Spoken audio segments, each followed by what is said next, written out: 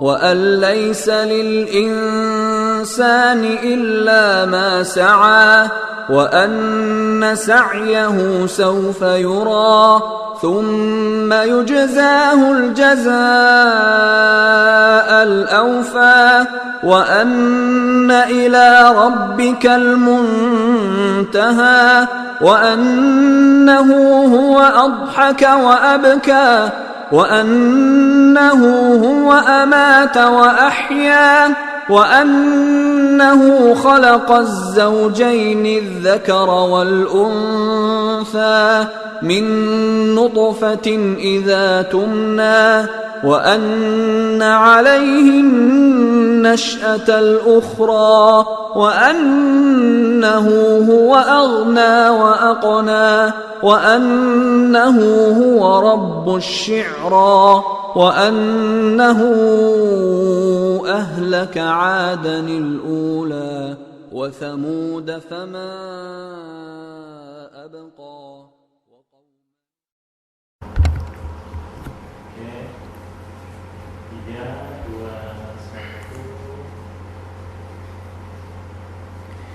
Bismillahirrahmanirrahim.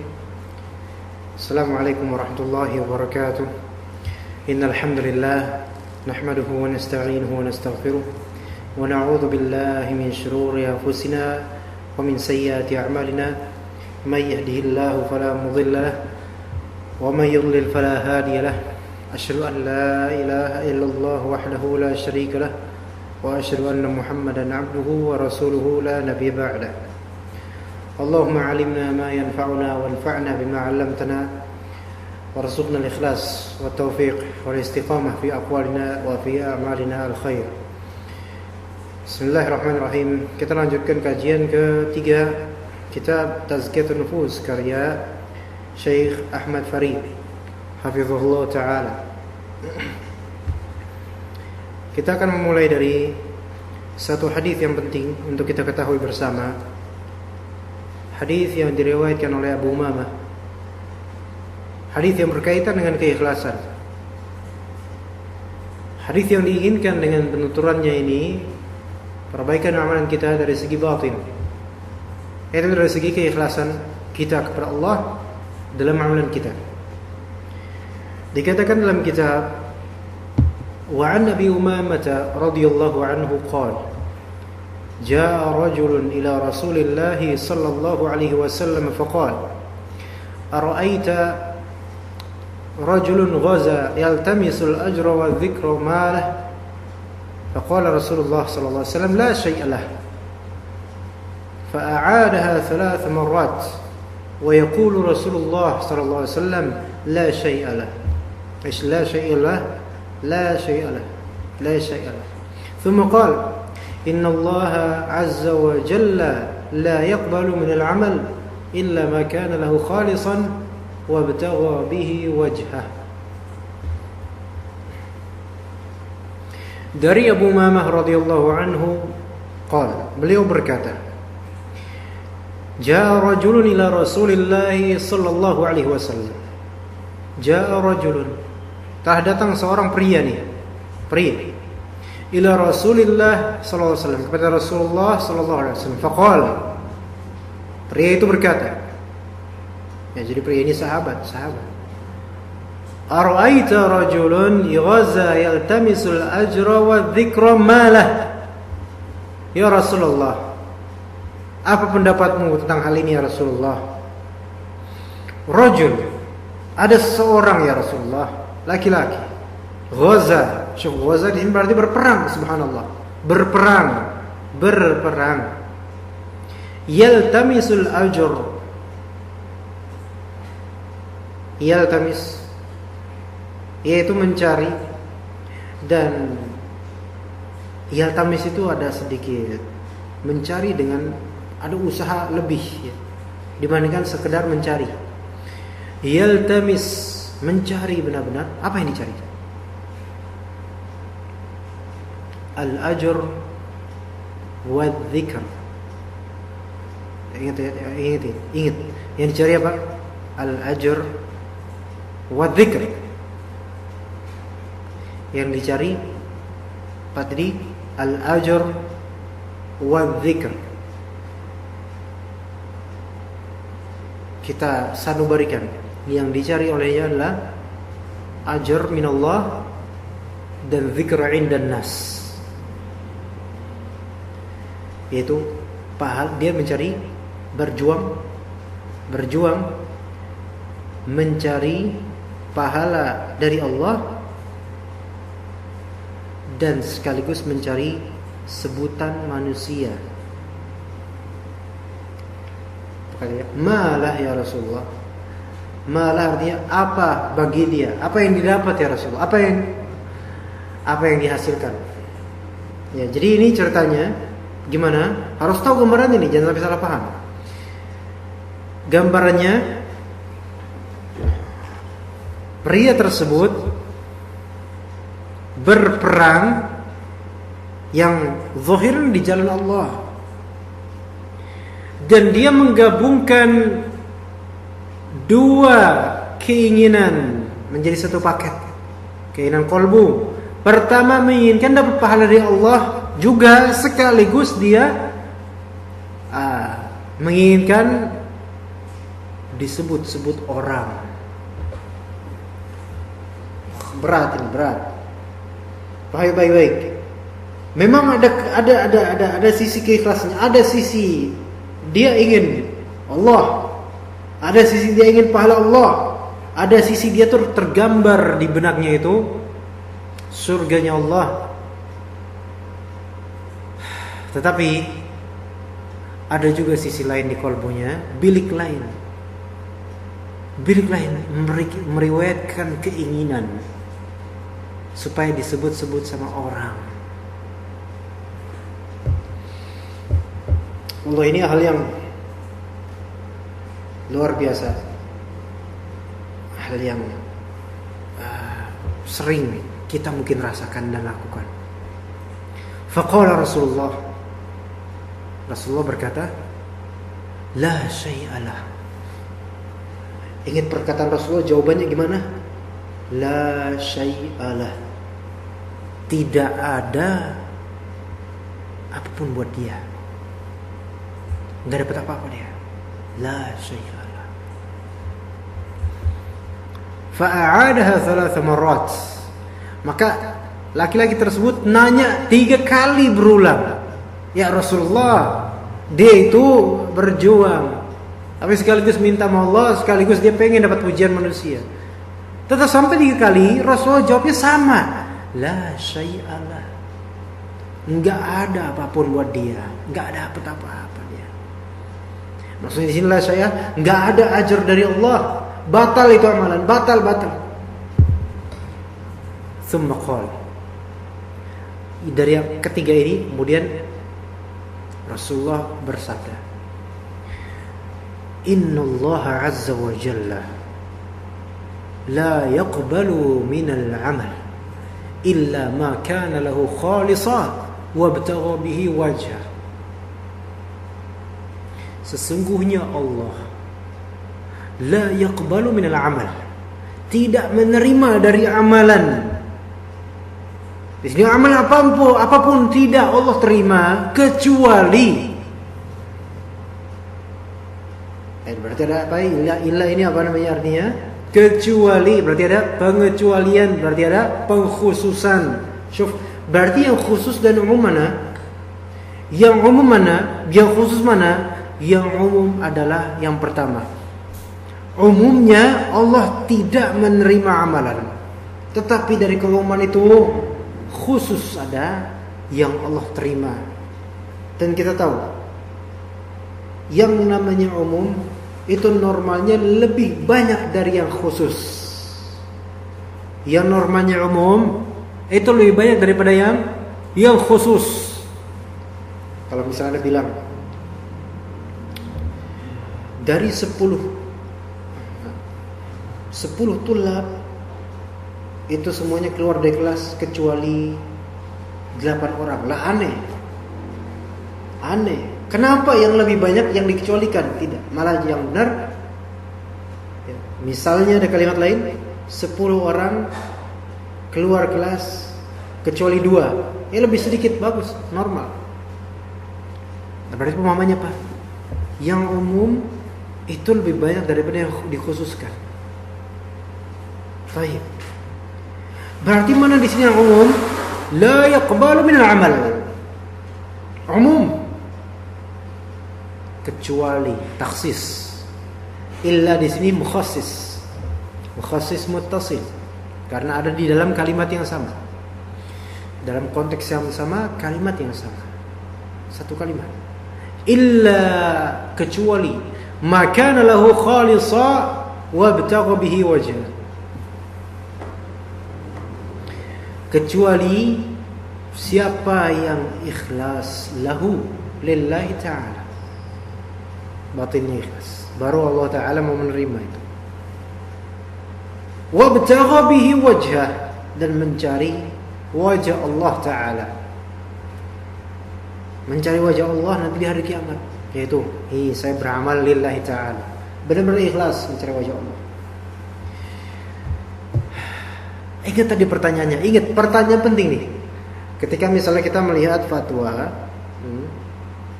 jawaban dari ulama, kita juga harus memperhatikan pertanyaannya. Karena dengan memperhatikan pertanyaan, insya Allah akan ada ilmu yang bertambah. Karena kita mengetahui konteksnya. Gimana konteksnya di sini? Laki-laki itu berperang, dia menggabungkan dua keinginan.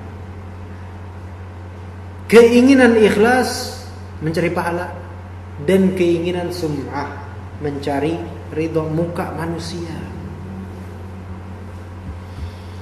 Gimana? Subhanallah, ini hal yang tidak mudah, terutama bagi kaula muda, bahkan ustadz muda sekalipun, pemateri muda, ya, ikhlas, tapi sekaligus pengen terkenal. Ingat, ikhlas sekaligus pengen terkenal. Subhanallah, tidak mudah, sangat-sangat tidak mudah yang ini. Ikhlas sekaligus pengen terkenal, dia nggak dapat apa-apa.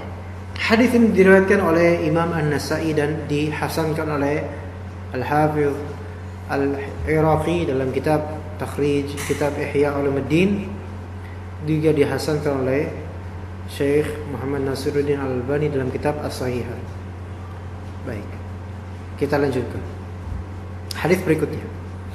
Wa an Abi Sa'id Al-Khudri radhiyallahu anhu 'anil Nabi sallallahu alaihi wasallam أنه قال في حجة الوداع نضر الله امرأ سمع مقالتي فوعاها فرب حامل لفقه ليس بفقيه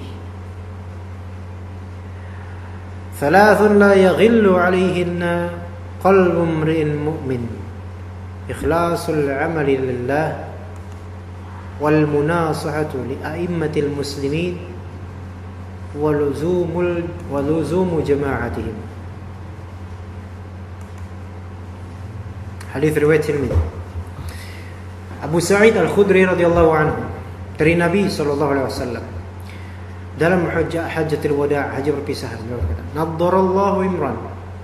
Semoga Allah Ta'ala memberikan cahaya kepada seseorang. Lafal naddarallahu imran di sini bisa merupakan khobar, bisa merupakan insya. Zahirnya khobar, yaitu Allah Ta'ala memberi cahaya kepada orang. Tapi bisa bermakna khobar, yaitu artinya semoga Allah Ta'ala memberi cahaya kepada seseorang tersebut. Jadi Nabi SAW, wallahu a'lam, mendoakan pula kepada orang tersebut. Siapa orang ini? Kita lihat. Naddarallahu imra'an. Semoga Allah Ta'ala naddara, yaitu memberikan daw, cahaya, nur, memberikan cahaya, sinaran. Kepada siapa? Imra'an. Kepada imra'an di sini. Kemudian disifati imra'an itu seperti apa? Orang tersebut sami'a maqalati fawa'aha. Orang tersebut mendengarkan maqalahku, mendengarkan apa? Perkataan, ucapan saya. Itu ucapan siapa? Ucapan Rasulullah SAW.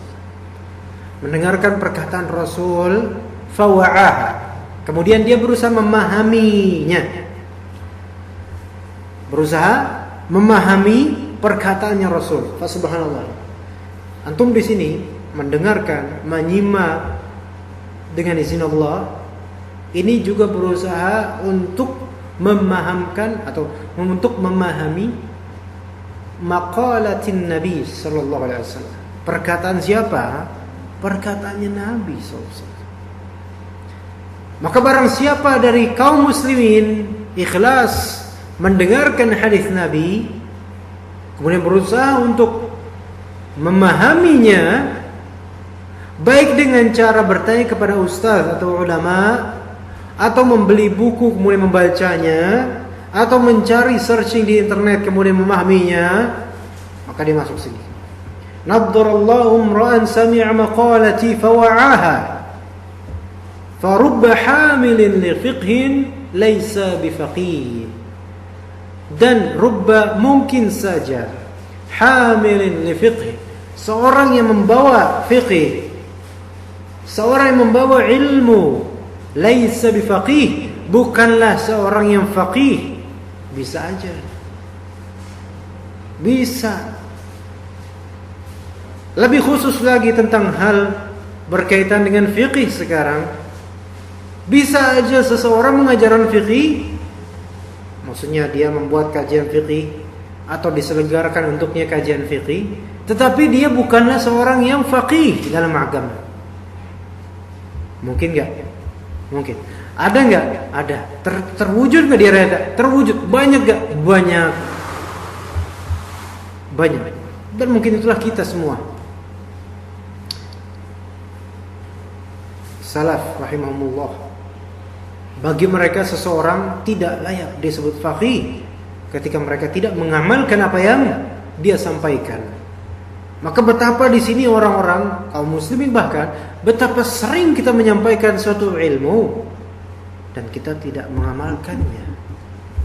Apakah seperti Imam Faqih? Tidak. Makanya kan rubba hamilin li fiqhin laisa bifaqih. Mungkin saja seseorang itu membawa fiqh, tapi ternyata dia tuh bukan faqih. Malah bisa juga rubba, bisa aja seseorang yang ditablighkan, muballigh au amil sami', bisa aja seseorang yang ditampilkan pada fiqh itu malah lebih mengerti dibandingkan orang yang menyampaikannya. Subhanallah. Bisa. Ya. Terutama di zaman sekarang, betapa banyaknya oportunis dalam agama, menjadi seorang faqih di tengah umat, seolah-olah dia adalah faqih, tapi pada hakikatnya mutafaqih, yaitu yang berpura-pura menjadi faqih. Maka betapa buruknya seseorang yang membuat tenunan jubah yang sama dengan jubah sang mulia, tetapi dia hanya jubahnya saja yang seperti orang yang mulia, namun orang yang mulia itu juga berlepas darinya dan karakternya pun berbeda jauh. Maka bisa jadi seseorang menyampaikan suatu fiqih tapi dia sendiri belum begitu mengerti, atau orang yang disampaikan kepadanya ternyata lebih mengerti daripada dia. Itu mungkin. Farubba hamilin li fiqhin laisa bifaqih. Kemudian dikatakan oleh Rasulullah SAW, thalathun la yaghillu alaihinna qalbu imri'in mu'min. Ada 3 hal yang kalbu orang beriman itu tidak akan merasakan keburukan di atas 3 hal ini. Yang pertama, ikhlasul amali lillah. Penting nih. Ikhlasul amali lillah. Batin. Ikhlas, mengikhlaskan amalan untuk Allah Azza wa Jalla. Berat. Ketika misalnya kita beramal tidak ada yang melihat, dan setelah kita mengamalkannya, kita tidak menyebarkannya, sebagaimana kata sebagian salaf. Ikhlas itu adalah kamu menutupi amalan baikmu sebagaimana kamu menutupi amalan burukmu. Kita tentu tidak mau amalan buruk kita tampak di mata orang. Bagi yang mau ditampakkan, itu berarti nggak normal itu. Kita tidak mau amalan buruk kita dilihat orang. Udah kita sembunyikan kemudian kita sebarkan, itu aib. Kita tahu itu. Anggaplah amalan baik kita itu kemudian tidak mau kita sebarkan ke orang-orang. Kenapa? Takut hati kita tidak bisa kita jaga. Karena memang ada hati yang harus dijaga. Maka kemudian tidak menyebarkannya, karena dia menyamakan semua amalan saya tidak usah disebarkan, kecuali kalau berkaitan dengan maslahat umum, mungkin itu lebih baik, atau membuat orang terinspirasi dengan itu, mungkin itu lebih baik. Tapi ada langkah baiknya sebelumnya kita pikirkan dulu sebelum menyebarkan amalan kita, apakah ada faedahnya dari menyebarkan ini? Apakah ada faedahnya dari menyebarkan ini? Seseorang yang menyebarkan amalan baiknya dan kemudian dia merasa ujub dengannya, itu berarti takutnya kurang ikhlas, takutnya.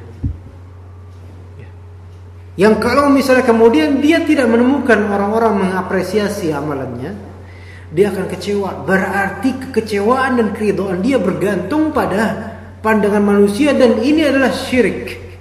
Ini bukanlah ikhlas. Jebakan.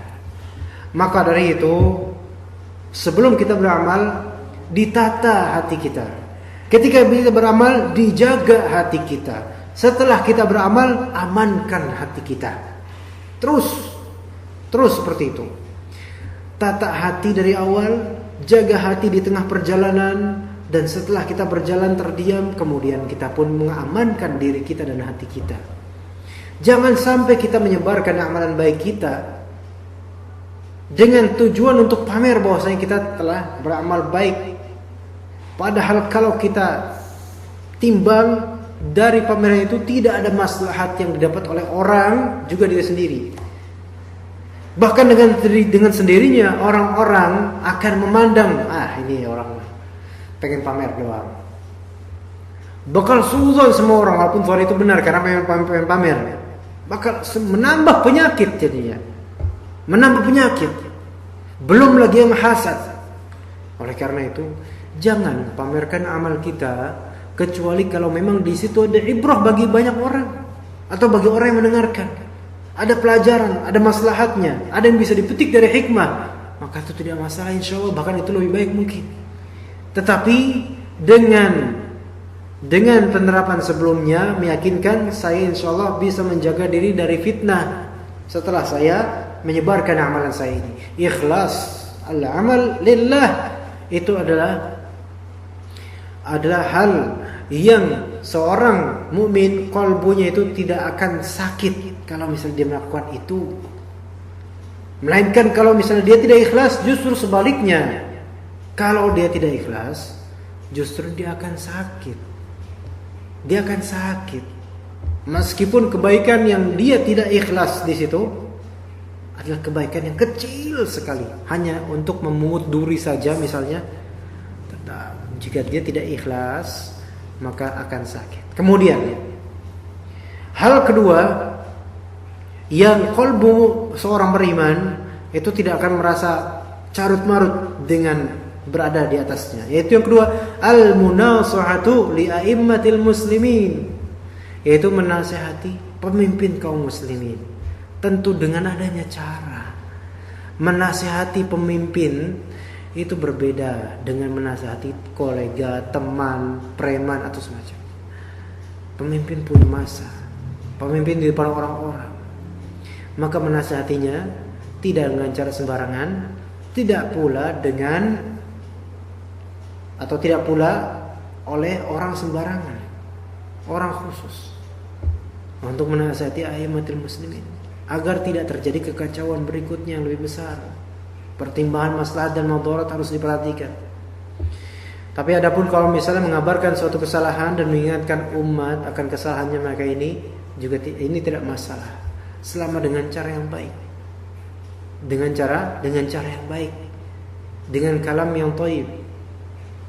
Tapi kalau menasihatinya atau mengingatkan kaum muslimin dengan cara yang buruk, maka ini naudzubillah, jangan. Ditakutkan terjadinya ghil, yaitu keburukan persangkaan atau keburukan perasaan di hati kita, sehingga tidak akan terjadi kedamaian. Yang ada justru tertabrak antara rakyat dengan pemerintah. Dan kemudian rakyat yang awam tidak berpikir banyak, mereka asal-asalan demo dan semacamnya, sehingga menjadi sesuatu yang mudarat lebih besar dari sebelumnya. Dan ini tidak boleh.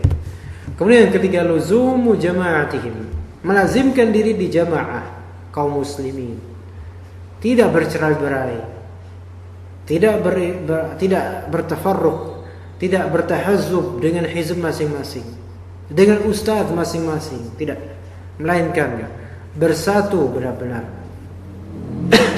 bersatu dalam naungan Allah, atau bersatu di bawah naungan Alkitab, Al-Quran dan juga Sunnah. Makinlah yang terbaik. Maknanya adalah, wal ma'na dikatakan sini, wal ma'na dalam kitab, anna hadhihi thalathata tastaslihu bihal qulub, bahwasanya tiga hal ini, yaitu ikhlas lillahi ta'ala, ikhlasul amal lillah, wal munasahah li a'immatil muslimin, dan luzum jama'atil muslimin, itu qalbu itu akan bersih, enak, baik dengan ketiga hal itu. Faman takhallaqa biha tahura qalbuhu minal khiyanati wad daghli wasyar. Barang siapa yang berakhlak dengan ketiga itu, ikhlas, kemudian munasahah li a'immatil muslimin, kemudian melazimkan kepada jemaah, maka akan bersih hatinya dari kepengkhianatan, dari kedengkian, dari keburukan, insyaallah taala. Baik, kemudian dikatakan oleh Syekh Al-Bukhari, wala yatakhallasul 'abdu minasyaitani illa bil ikhlas. La yatakhallasul 'abd, al-'abd hamba kita semua, la yatakhallas, tidak akan terlepas dari syaitan, tidak akan terlepas dari syaitan illa bil ikhlas, kecuali dengan keikhlasan. Lalu bagaimana? Ya, jadi kalau ada pertanyaan, gimana caranya supaya kita bisa terlepas dari syaitan? Ikhlas. Liqaulillahi azza wa jalla illa ibadaka minhumul mukhlasin. Syaitan itu akan benar-benar menghancurkan kita, ingin menghancurkan amalan kita. Ya, syaitan itu menginginkan kita stop dari kebenaran, pengen kita tetap duduk dari kebenaran. Maksudnya ada kebenaran di sana, kita tidak mau samperin, duduk aja. Makanya kata iblis, "Tsumma la'aq'udannahum siratakal mustaqim." Aku akan buat mereka duduk dari jalan yang lurus. Maksudnya ada jalan yang lurus gak ditempuh, tapi duduk diam, gak mau ikut jalan yang lurus. Itu yang diingatkan syaitan. Tapi illa ibadaka minhumul mukhlasin, kecuali hamba-hambamu dari mereka yang mereka ikhlas. Kalau sudah ikhlas itu sulit. Maka kalau misalnya orang dalam beramal dia tidak ikhlas, maka mudah bagi syaitan untuk terus menghancurkan amalannya.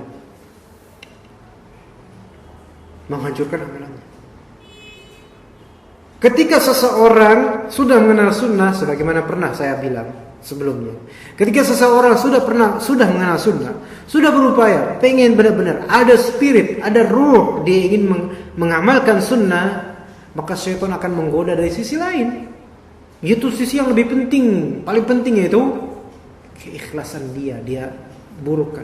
Keikhlasan dia, bagaimana caranya agar orang ini tersandung di bab keikhlasan. Mungkin di bab praktek sunnahnya luar biasa sesuai dengan suratnya Nabi, tetapi di bab ikhlasnya ini supaya apa? Supaya syaitan itu mudah merasuk. Adapun orang-orang yang memang dari awal tidak ikhlas,